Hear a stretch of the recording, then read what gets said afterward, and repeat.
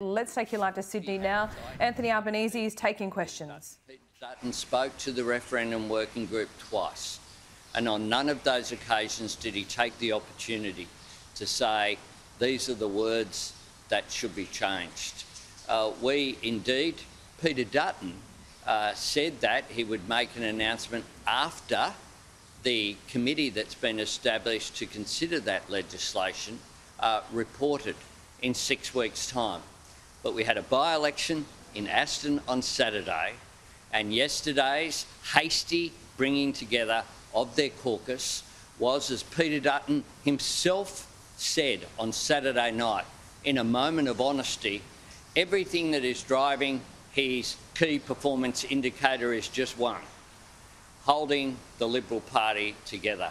Well, I think that Peter Dutton underestimates the goodwill and the generosity of so many Liberal and National Party voters who will, along with some of their members, such as Bridget Archer and others, who will support a voice and support constitutional recognition.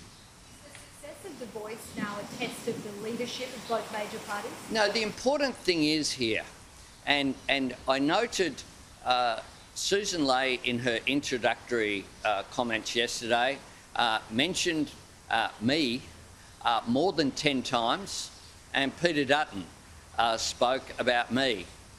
It's not about politicians. It's not about me, and it's not about Peter Dutton. It's about whether we recognise Indigenous Australians in our Constitution and about whether we listen to them. That is what this is about, whether they should be consulted, whether we'll get better outcomes when we consult Aboriginal and Torres Strait Islander people. That is what this is about. It's not about trying to position himself, which he is, in some of the commentary which is there. I read today from some of the cheer squad for a no vote, saying, oh, well, this is about securing Peter Dutton's leadership. Well, this isn't leadership. This is an abrogation of leadership. Peter Dutton was part of a government for almost a decade, that could have, at any of those points in time, responded, legislated issues that they're now talking about. Yesterday's position was confused. It said, we support constitutional recognition, but not now. We support voices, but not a national voice. We're going to have these local and voices, but they're not going to have any possibility of bringing it together. And the disingenuous nature of this response is summed up by talking about a Canberra voice. This is anything but.